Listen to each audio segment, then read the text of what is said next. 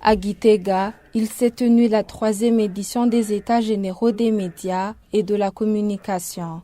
Des activités qui ont vu la présence de différentes personnalités, dont le vice-président de la République, l'ambassadeur de l'Union européenne au Burundi, des représentants des partis politiques et d'autres partenaires des médias. Dans son discours, le vice-président de la République, Prosper Bazombanza, reconnaît que le travail des médias a connu des hauts et des bas. Il a déploré que certaines recommandations issues des précédents États généraux de la communication et des médias n'aient pas été mises en application. Les dernières assises des États généraux de la communication et des médias ont eu lieu ici même, à Gitega. C'était en 2011. Et d'importantes recommandations avaient été formulées. Certaines d'entre elles ont été mises en œuvre. D'autres ne l'ont pas été parce que notamment l'évolution du contexte les avait rendues anachroniques ou quelque peu difficiles à mettre en œuvre. Entre 2011 et 2022, nul n'est besoin de rappeler que beaucoup d'événements se sont produits dans le secteur des médias et de la communication. En effet, des radios comme des TV sont nées les unes après les autres, avec des lignes éditoriales diverses, mais aussi avec des moyens matériels, financiers et humains qui étaient souvent limités.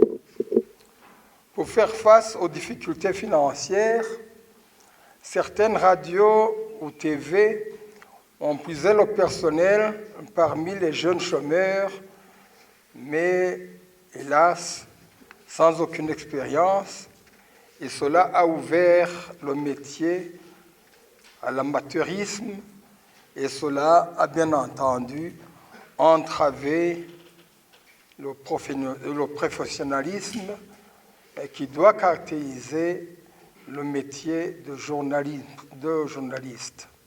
Néanmoins, le ministère de la Communication, des Technologies de l'Information et des Médias salue des avancées significatives avec la généralisation de l'usage des réseaux sociaux. Des avancées, poursuit la ministre Léocadine Daïssawa, qui ont impacté tant positivement que négativement la vie des consommateurs de l'information. De 2011 à 2022, le secteur de la communication et des médias a connu une évolution considérable, surtout avec la généralisation de l'usage des réseaux sociaux et la multiplication des radios et surtout des radios communautaires. Cette évolution a entraîné des impacts aussi positifs que négatifs, aussi bien sur la vie des consommateurs de l'information que sur la société.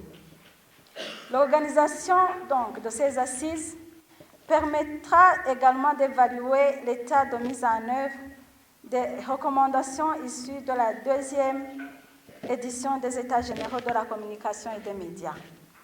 L'Union européenne, appuyant cette édition dans le cadre de son appui aux médias, s'est réjoui que le Burundi ait gagné 40 positions en 2 ans au classement annuel de Reporters sans frontières sur la liberté de la presse dans le monde. Cependant, elle a déploré que les journalistes burundais subissent toujours de la répression et des intimidations. L'Union européenne défend la liberté et le pluralisme des médias en tant que pilier de la démocratie moderne et en tant que catalyseur d'un débat libre et ouvert.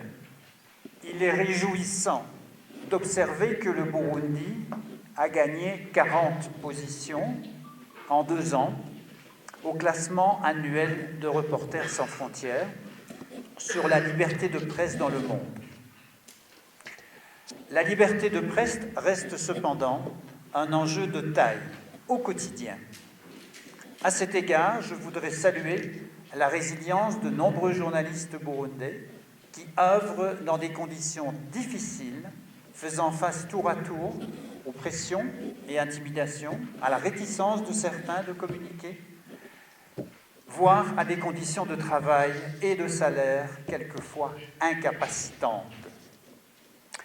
Il est aussi important que les journalistes soient conscients que le pendant de leur liberté, c'est le respect de la déontologie. C'est grâce à elle que leur profession est en mesure de fournir des informations abondantes, vérifiées, objectives et de qualité sur la marche du monde et sur celle du Burundi.